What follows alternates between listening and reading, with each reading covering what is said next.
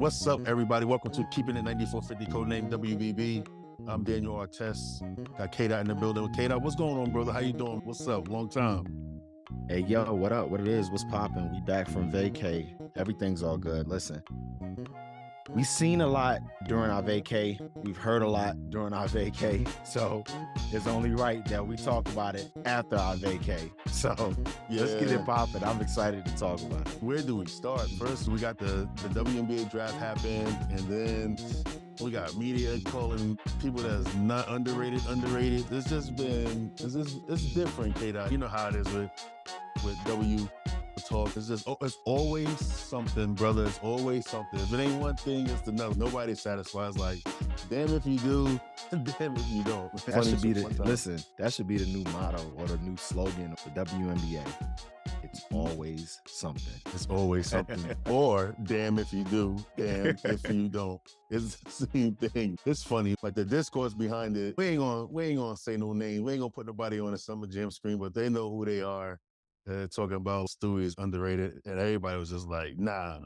My issue is that when somebody disagrees with an opinion, that people start blocking people. I'm just like, you shouldn't just block nobody because of a difference of opinion. That's what makes this country great, because of our freedoms to speak. It should be easy to have a dialogue about it.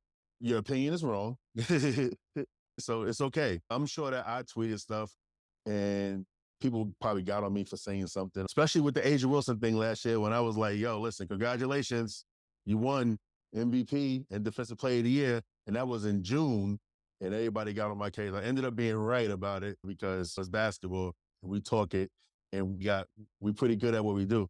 But the media discourse, it just be so funny. And sometimes if we being real, I think that the gatekeeping got to stop. We need some people, some more knowledgeable people when it comes to talking basketball. A lot of people have the access, but sometimes the knowledge be a little lacking. And so that's just what it is. Yeah. Let's get into the show, Kate. Let's talk about the WNBA Draft, which was pretty fun. Like Kate, I said at the top of the show, we was all on vacay. I was actually visiting my family in Nashville and in Indianapolis. So I was on the road. Kate, a lot of driving. Okay, brother, I know we're about to get the show started, but listen, let me tell you about my week, all right? Real quick. So I had to drive to Nashville, Tennessee for the weekend leading up to the draft. Got to see my son, got to spend some time with him. I had my other 7-year-old with me. That was crazy. A lot of stopping because he got to use the bathroom. So that was crazy. So from South Carolina to Nashville is 9 hours, but it made it more like 12 hours. Then we left the day of the WNBA draft. So I listened to the whole draft while I was driving up to Indianapolis, which is like a 3.5-hour drive. Not too bad. And then we just spent the week in Indianapolis visiting my mom's, visiting a lot of family and friends. And then we came back. And not when we came back, but the last day, my foot just swelled up like a balloon. I had to drive. It's a 10.5-hour drive from Indianapolis to South Carolina, but with the stops, it made it more like 13. And my foot was swollen the whole time. The swelling went down, the pain is still there, but the swelling went down so I could move a little bit. And that's why we're having this podcast. But, tell us about your week, because you went out to, you left. You hopped on a flight. You had to get your pack up. Yeah, you had an interesting clutch week, actually, leading up to everything. What's up? How was your week? Yeah, so it was a great week. The family decided to, instead of having like birthday parties for the kids, we decided to put all our money together and take a trip to the Dominican Republic out in Punta Cana. And we stayed at the Nickelodeon Resort. It was an amazing experience. Had to get our ports updated. Start just quickly, that Sunday which was the national championship. We had to drive all the way down to Atlanta from Charlotte, and we got our passports renewed. And from there, we came back, packed to the crib, and then flew out that Tuesday morning. And it was a pretty safe and enjoyable flight. Nothing too crazy, but just the week itself, it was an amazing week. Just spent just about the entire week in the pool, chilling out with the fam. You know how my kid is a clown, but I love her. And like I said, it was just a beautiful experience. The kids enjoyed themselves. They did not want to come back. And it was just a great experience just to just relax and unwind, not think about the outside world and what life brings back to you. So it was pretty good. So I had an enjoyable time. And again, the family had an enjoyable time. So it was a pretty good week for all of us. You know what I'm saying? Yeah, definitely know what I'm saying. I definitely know what you're saying, but yeah, your wife is she funny, bro. So like you on Instagram Live out there, right? You got the music going. I got you, enjoying the music and everything, and then your wife just come on the live like he's married, y'all. He's married, y'all. And then she kept coming back and forth like he got kids, and then she came back again. He got car seats. Yo, I was like, that is the most, that was funny. Yo, shout outs to Candace. Shout outs to the Love Co. as well. Please go cop your stuff. Really dope craftsmanship by curated by that woman's hands. It's just amazing. And yeah, definitely. I'm just saying, I need charcuterie board. She made one for Dawn Staley. And like she does a thing with it, man. KDot be helping, pulling the weekends, building. I'm talking about big builds. Not small stuff, big bills and everything. Yeah, but that was funny, yo. But all right, let's get to the business at hand. Like I said, we're talking about the WNBA draft. And KDot, you got to start it off first because you got your grades for the draft for each team. And really interesting, especially with Atlanta, which I guess they're the overall winner of this draft because of what they got. But yeah, let's talk about the grades. What's going on? Yeah, so it is very self-explanatory from a grade standpoint. I just feel like um the overall draft, in my opinion, just think was a great thing. There were some antics that I didn't agree with from a coverage standpoint, but I'm not going to get into all of that because the dialogue behind that the entire week was something interesting to see as I scrolled through Twitter and everything. But I do believe that again, from a grade standpoint, teams did what they had to do. And then there were other teams that were, again, just head scratching moments.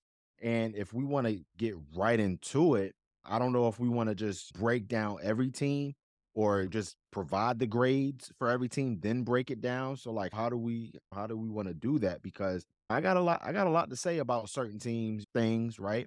And then not so great things for other teams. How do we want to do that? Because I want to get right into it.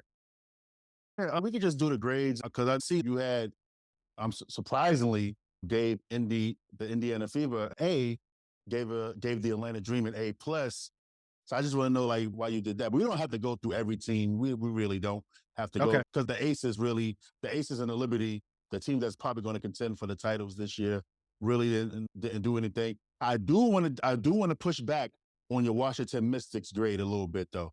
I have to because they traded for Stephanie Suarez, right? Well, they traded Stephanie Suarez to To Dallas Dallas. Yeah, that's what I meant. They traded for two future picks. which is 24 and 25. They shouldn't get a D for that because that 24 and 25 draft is going to be loaded. We're hearing that players using their COVID year, like Paige, Caitlin Clark. So we don't know how that 24, 25 is going to look. The fact that then they still got their own regular pick, and think about it, Kate, they got first round picks. So that's going to be a loaded first round, especially in 2024. It's going to be a loaded first round. That's why I was like, I don't know. I give them a B, honestly, for that. I really give them a B for that, just in case, because we're gonna have to revisit this next year, post draft again, and be like, oh snap, hey, Washington did something crazy with that trade last year, and so many players that stayed another year this year because of their COVID year, they're using it now coming back. It's a loaded draft. It's literally the top 10 is crazy. And I got to find my list. And I'm saving for we're going to save that for a totally different podcast though. But like, just think about the top three that's going to come out, which is like in 2024, which is allegedly in 2024, which is Caitlin, Angel, Cameron Brink. Then after that, what Celeste Taylor says she's going back to school, but she's in the transfer portal. JC Sheldon, players like that. So I feel like the top 10 in 2024 is going to be crazy. And what about 2025? I want to say that's Olivia Miles and Samaro. The thing, Washington put themselves in a nice position for the next two drafts, though. Okay. So let's get right into that. So the reason why I gave them a D was because if we're looking at the now, everything from a WNBA standpoint is always, to me, of the now and never of the future. And we've seen that being proven in last year's draft, where you had a number of first round picks actually cut due to salary cap situations. From this standpoint, when you have a top 4 pick in this year's draft, looking at someone who could actually score the ball, who could actually distribute the ball, and could actually do something amazing with that particular offense, which needed some sprucing up after what happened last year, because they did, mind you, they traded their number 1 pick to Atlanta, and they ended up getting Shakira Austin. And again, Shakira Austin is a great talent. She was a great pick for the Washington Mystics, but you can't help but wonder what would have happened if they kept that number 1 overall pick and had Ryan Howard, who had a tremendous rookie year and was rookie of the year. So when you look at this particular draft and you see that, and you know that the best available player is Haley Jones, you wonder, why not pick Haley Jones at that number 4 spot, knowing that she was available, and then just keeping that draft and seeing what additional firepower you have on the offensive end. Because let's be very frank, from a defensive standpoint, the Washington Mystics are elite. They've proven that last year as a team.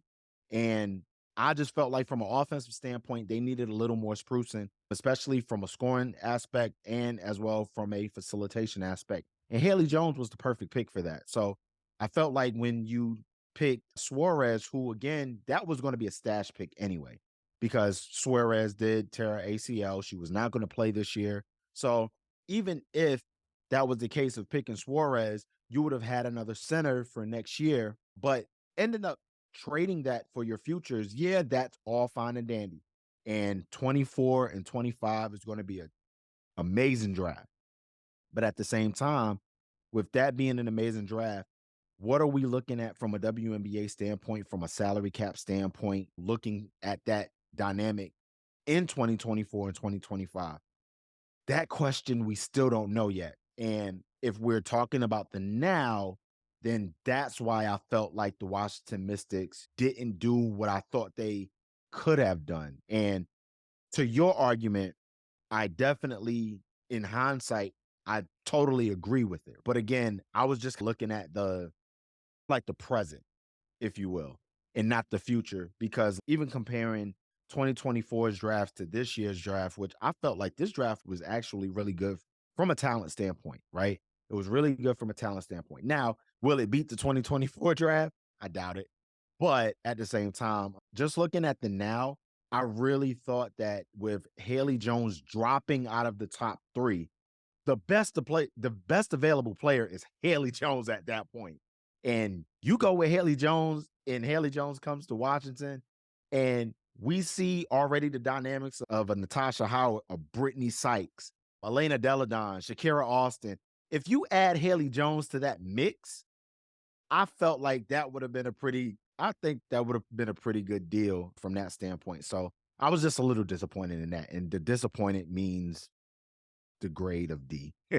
So that's Yeah. why. Now, I 100% agree with you on that, bro. My issue with Washington, I felt like Washington listened to media, yo, when it came to not drafting Haley Jones. Now, you're supposed to draft Haley Jones, flaws and all. You draft her. I'm gonna tell you why. Because she's really elite, getting the ball off the rebound, doing a hit-ahead pass, running in Yes. transition and Yes. everything. Come on, you're not supposed to do that. I think that Washington overthought it a little bit, and they're lucky that the next 2 drafts is going to be really good. Do they have the same value as Haley Jones? We shall see, though.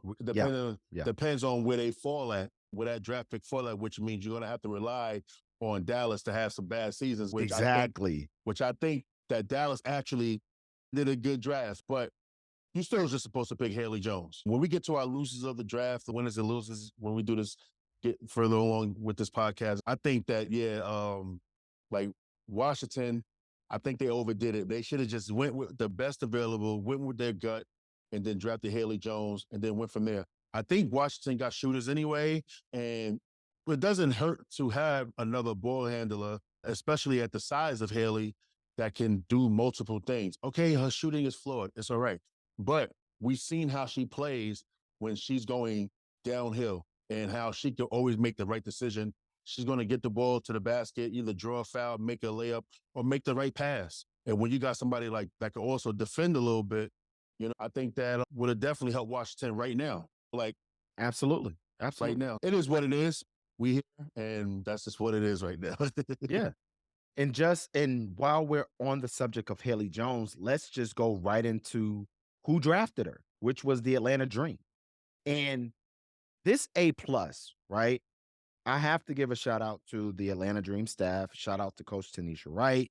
I just felt like versatility breeds a lot of good things in today's era of basketball.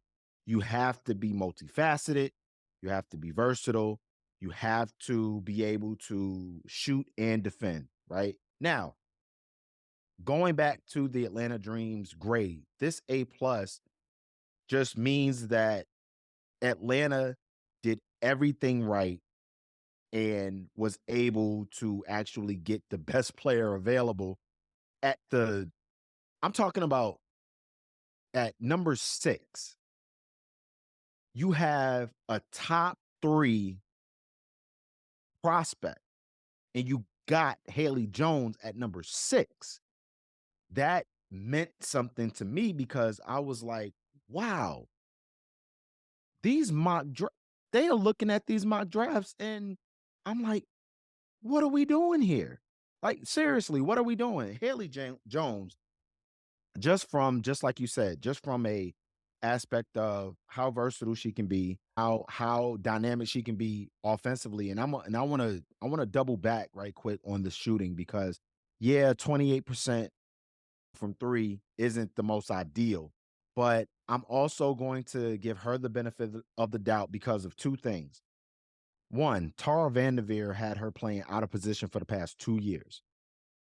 And then the second thing, if we look at her sophomore year and her percentages her sophomore year, especially in the mid range, they were in the mid 50% from a field goal percentage standpoint. And I just felt like shooting, I know shooting is at a premium nowadays, especially and it doesn't matter what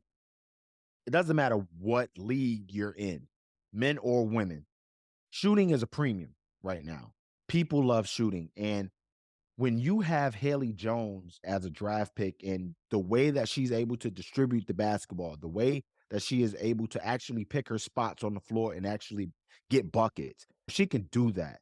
We have to remember Atlanta is in a position where they've put themselves in a category where we need playmakers around our scoring. Ryan Howard is a bona fide scorer and a great shooter. And she doesn't have to do everything on her own anymore. Now she has a Haley Jones that can run the 2-3 pick and pop. You have to pick your poison there. If you have a cross match with Haley Jones with her size and you have a 5'7" guard on a Haley Jones, that's barbecue chicken for Haley Jones. And then if you double team that, she can pass it out to the shooter. The shooter is Ryan Howard. The shooter is Danielle Robinson. Like that's the thing that interests me the most. And God forbid if you run a pick and roll with her and Cheyenne Parker. Jesus Christ, like what are we doing here? It's a pick your poison moment. And I just feel like from that draft aspect, that was great. And then to get Laeticia Amihere at 8, offensive rebounding. She can play the point guard position as well, 6'4". Again, another versatile player. Not necessarily having to shoot. Now you have to worry about a dive person. You have to worry about player that can play on the perimeter, that can defend on the perimeter, can guard 1 through 5 as well. And you put her in a pick and roll situation, it's trouble because again, she's a great player. She has great footwork off of her screen setting. She knows how to roll to the basket. She is definitely going to get that. I believe that in that paint area, she has great touch. And that's going to be problems for teams, in my opinion. So for the Atlanta Dream to have that first round selection in Haley Jones and Laeticia Amihere, I just felt like that was perfect for their team. And one thing that they lacked last year, to me, was premium shooting. Premium shooting to me is the ability to have ball movement to where there's an open shot in every aspect. And they didn't have that last year. I think Ryan Howard did a lot for that team last year. And I think the rookie wall did hit midseason and she was able to get herself together towards the end of the season, but it was too little too late.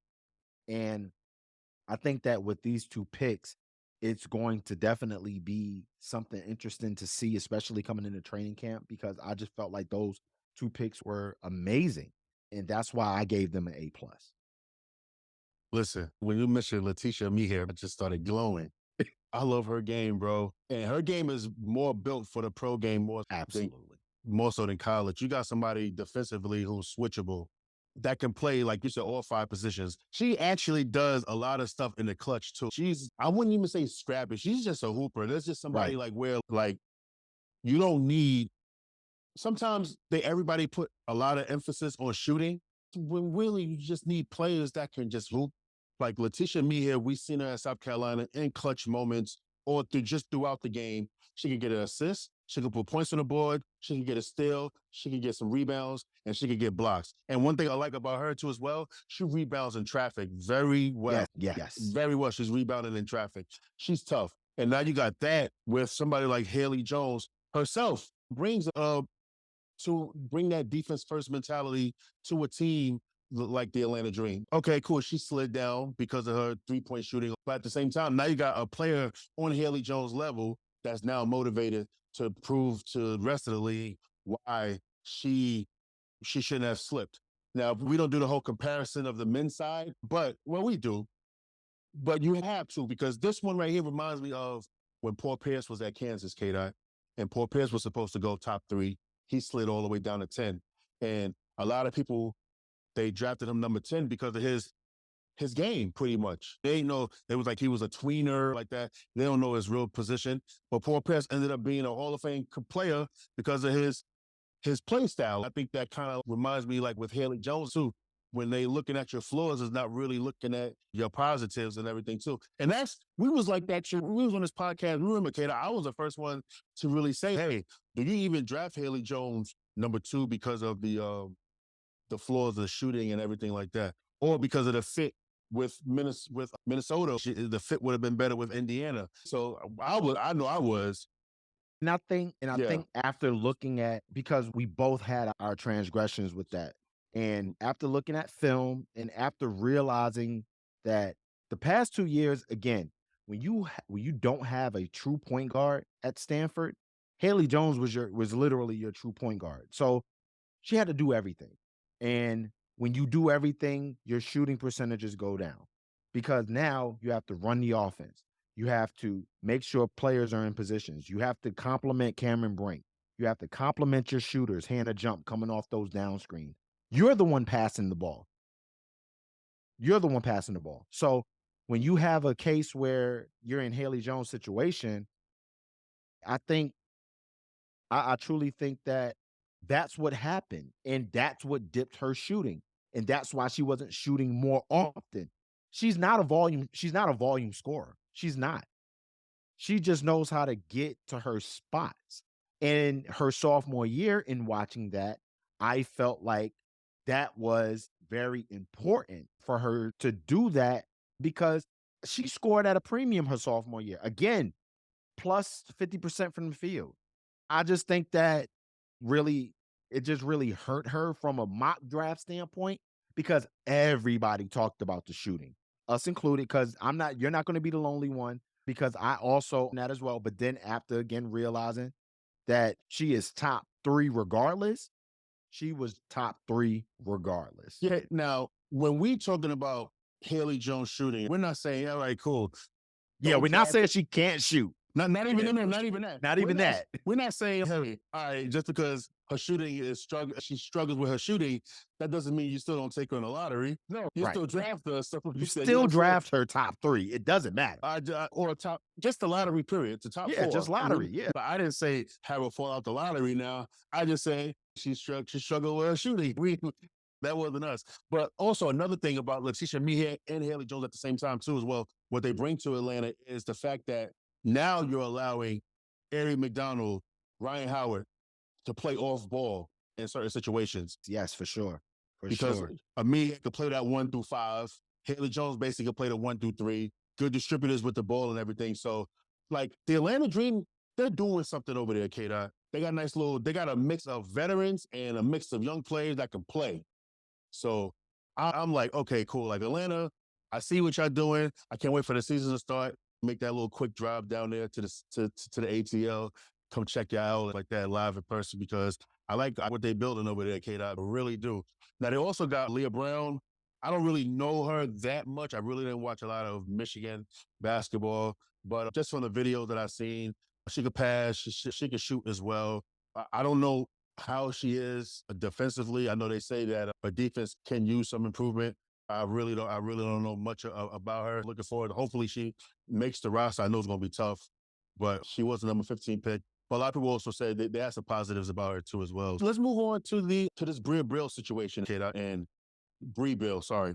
So with Bree Bill, KDot, I was listening to a lot of podcasts, and with the draft podcast, they was doing the draft grades. What we doing, and they're doing the winners of the draft and the losers of the draft.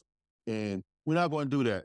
You know what I'm saying? I seen Bree Bill on every podcast, KDot, that I listened to mentioned as the loser of the draft. But if we did do a losers of the draft, I feel like every team that passed on her should feel like a loser in the draft, except for Minnesota, who obviously passed on her, but then they ended up drafting her. But I think every team, I feel like with Bree Bill, a lot of teams got in their own way with scouting her, like with Haley Jones, because they're talking about the offense and everything. But what about when you got a pro-ready, a player with a pro-ready body and pro-ready defensive tactics are ready to excel in this league? Y'all passed on that because y'all want more shooting. I felt like the Fever could have definitely drafted him. Now, they got Grace Berger. I feel like they got 2 of the same type of players. I think that you could have put Bree Bill right there. That fits in with what you want, Lynn Dunn. Yeah. And I know we're talking about Minnesota right now, but just to jump the gun right quick with the Indiana Fever, that's the reason why they didn't get the A+ for me. Cool. For All me. right. Okay. Yeah. Boston, when you draft Aliyah Boston, it's an automatic A regardless. Yeah, it's an automatic A, right? It's automatic. Right. It's an automatic A, so it's not, I got you. I just felt if you're looking at it just from a overall standpoint, the perfect draft is your premier post, a premier post, a dynamic defensive guard, and a premium shooter. That's when I look at the draft. If you have an opportunity to draft 3 players, you want a shooter, you want a defender, and you want a premier post. They got the premier post and Aliyah Boston. That's a regardless. That is a regardless. At 7, I thought that Bree Bill would have been almost the perfect get because, again, Bree Bill complements a lot of players. People fail to mention her playmaking ability and her ball handling on the offensive end. She breaks down a lot of defenses and is very underrated at that because it's always talked about for her defense, right? She's always talked about on the defensive end. But again, with her breaking the defense down in her ball handling ability to go downhill, she has the knack of being able to pass the ball out to shooters. And if you have that in Indiana, I just felt like think about this, right? If you have a lineup of Erica Wheeler, who is a pretty good mid-range shooter who can come off of those elbow curls. You have Lexi Hall, who's proven herself to be a great 3-and-D player. And congratulations to her on finishing top 4 in AU and Defensive Player of the Year AU, right? You also have Nalissa Smith, who's actually really good at shooting on the outside as well. So she's not going to clog the paint with Aliyah Boston. Like when you have Bree Beal breaking the defense down and passing it out to the shooters, that's just as good. And I'm not saying that Grace Berger isn't that as well. I understand why they picked Grace Berger at 7. The Indiana product. She's basically quote unquote staying home. I get that. But when you have that premium defense in Bree Beal and that playmaking ability, I felt like that was the spot that she could have easily been in. And unfortunately, they went with Grace Berger. It's not unfortunate that they went with Grace Berger, but the idea of them getting a plus in this draft would, to me, especially in the first round, would have been Aliyah Boston at 1, obviously, and then Bree Beal or Laeticia Amihere at 7. That's my thing. Yo, listen, Amihere is Indiana right there.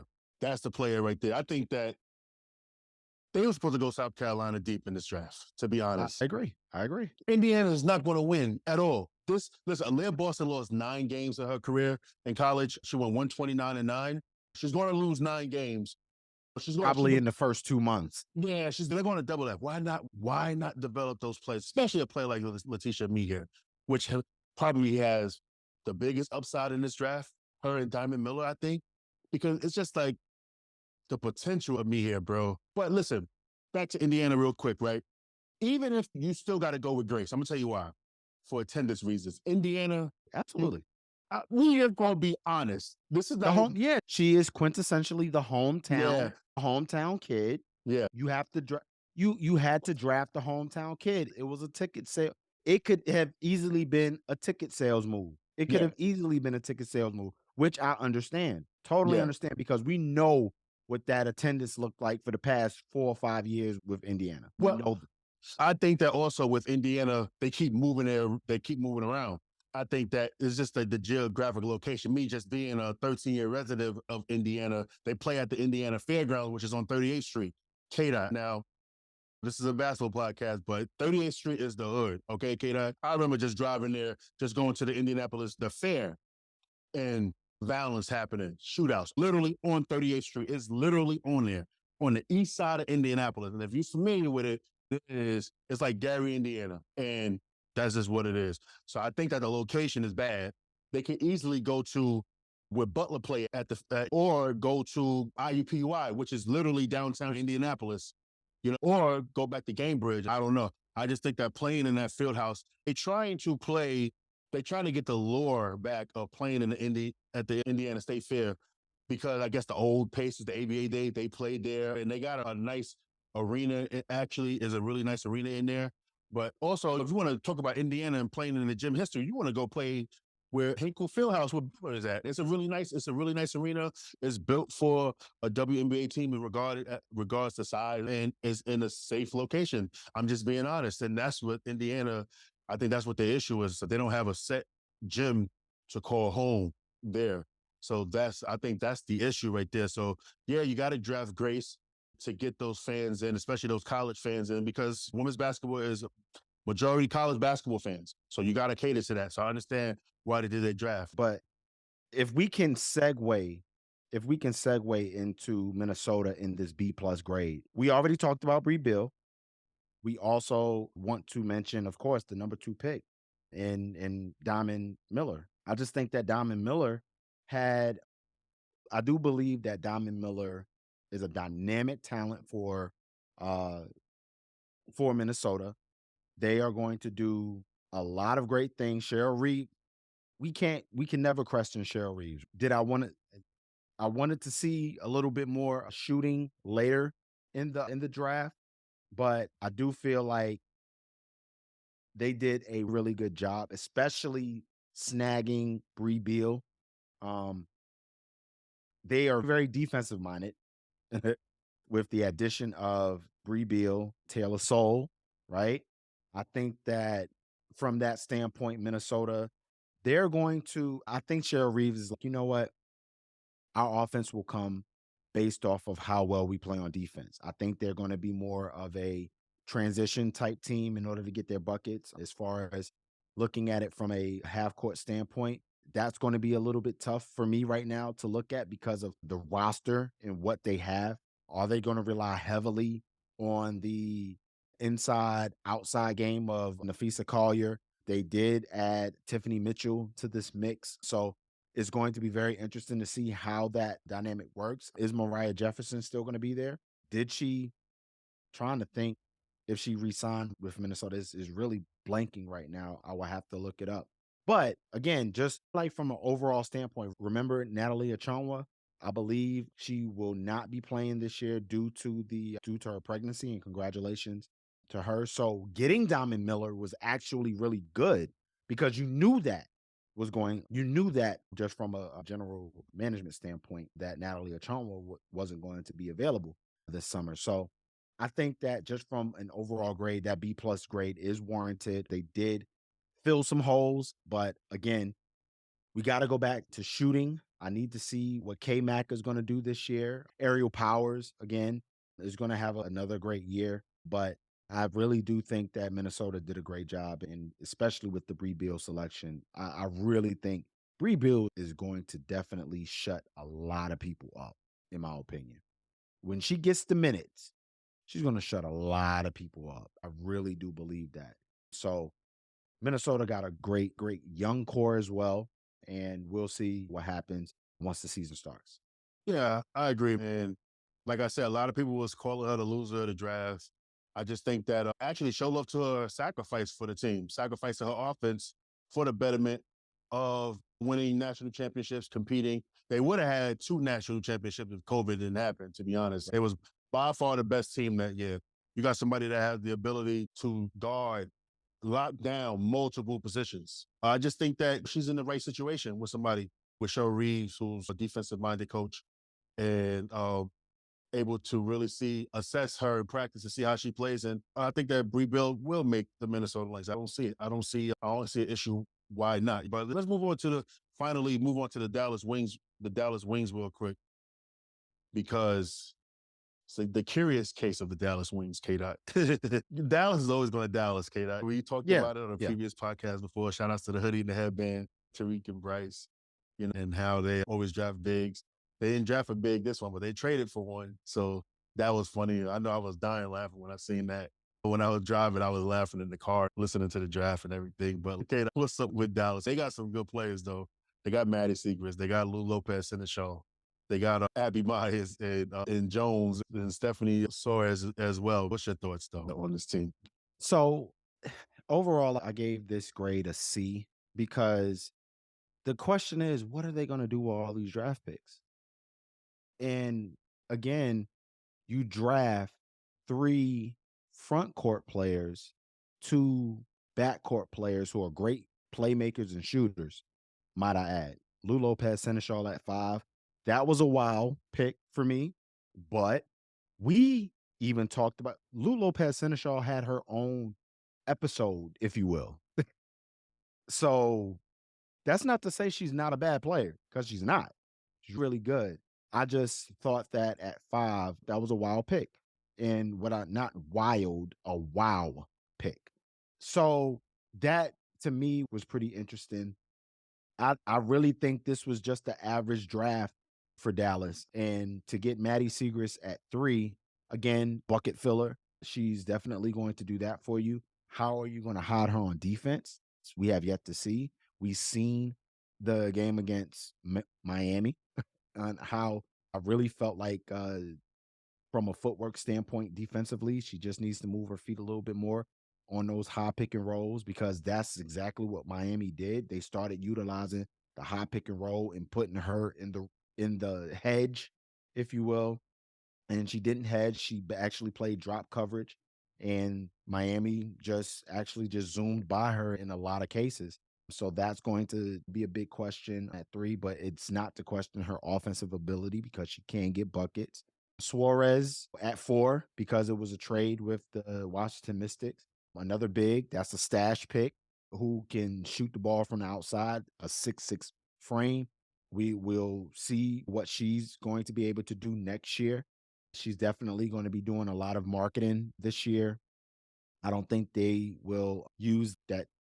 Me personally, that's a lottery. So I don't think that she will get waived or anything. She will be on a one of those hardship backs for a rookie year because of the ACL. The Ashley Jones pick, again, another forward, if you will, 6'1", 6'1" and a half. If you want to call it 6'2", then we can. That's another Maddie Segrist, if you will, offensive player, can pick her spots on the floor, can shoot the ball pretty well. But again, when you have all of these front court players, like you already have Tierra McGowan, already have Satu Sabali. What Dallas, what are we doing with all of these bigs? Because all of these bigs aren't going to be able to play. What are we going to do? I laughed profusely when they traded for Suarez because I was like, oh my God, that's another big. So to me, I just think that this is an average draft. Abby Myers, I feel like is going to be good for Dallas because it's like a yin yang effect. When you have Arike Ogunbowale who's going to have all of the focus on her, you bring in an Abby Myers, right? That can actually do. She's definitely going to do less, but her IQ is so dynamic. I think Dallas is going to need that. And to be quite honest with you, Veronica Burton, Abby Myers backcourt is to me pretty scary from a aspect of Veronica Burton can defend, she can make plays, and then Abby Myers can score, make plays, and she can defend a little bit as well. I think that was a pretty good pick for Dallas, but again, I just think that Dallas had an average draft. I think that what do you think about this particular grade that I suggested? Because again, you have tons of players and you only have 10, 11, 12 spots. So what do you think? I don't disagree with your grade, Dallas. You're right. They have a bunch of tweeners right now. If you look at Maddie Segrist, like, all right, cool. Leader scorer in college basketball, gets the buckets and everything, but does she have the defensive foot speed to hang with more athletic players? Can she even get her shot off against more athletic players in the WNBA? We don't know. With Lopez, my whole thing with Lou Lopez, I think that she's going to be fine. Actually, I think that she's just going to always just be that steady type of player. Now the whole Stephanie Suarez thing is this: she played at NAIA for 3 years, and then she only played 13 games high level D1 basketball. She was good in them too. Can block shots at a high level. I think she averaged like 3 blocks a game. Can score in the post, score outside. She can rebound. She does what 6'6" does. But when you only play 13 games of high level Division One basketball, and then now you want to go to the W, like the experience, now that I think that's a big factor to see like how that work out for her. So I just think that with Dallas, and then with the stuff that they got on their roster anyway, I don't know. I don't know what what they're trying to do. I don't know if Greg Bibb is trying to beat Danny Ainge and just have a bunch of assets, just like, all right, cool, these players, they good. And then if a superstar come around, we can make a trade. The women's basketball don't work like that. And not to mention they traded for another diamond. Let me ask you a question. Would you do that Diamond the Shields for Marina Mabry? That was a 3-team trade, right? Yeah. You got to look at the trade. It's like, I I just threw that out there. would I make I don't know if I would make that trade, to be honest with you. I don't know if I make that trade. I know that Marina Mabry was a little, for lack of better terms, exhausted in Yeah. Dallas. And they had to find a suitor because she was a restricted free agent. So, that my thing is with the draft, where are you going to put all these players? Why are you trying to stack up all of these picks and then picking the players and not doing anything with them? That's my thing. And to me, that's very average. To me, that's very average. And it's probably below average to a lot of other people. I know Dallas fans are sick and tired of it. And I know Detroit Shock fans are sick and tired of it because guess what? The Detroit Shock, the Dallas Wings actually derive from the Detroit Shock. So if you were a Shock fan and you followed this team from Detroit to Tulsa, now to Dallas, I know you're screaming at the top of your lungs saying, what is Greg Bibb doing? Hey, listen, I'm giving you guys the benefit of the doubt because I really actually like the players you drafted, like all of them. So I just feel like I don't know what Dallas wants. Dallas to me is like a 8-year-old kid. Tell me what you want. You you're asking for a lot and you're getting a lot, but you're not doing anything with it. So what do you actually want? So that's my whole thing. It's that I know what you did last summer. What do you want from me? So I'm like, come on, Dallas, do something with the team that you have or allow these other players to be great somewhere else, right? Yeah. So that's just me with Dallas. So He said, "What do you want from me?"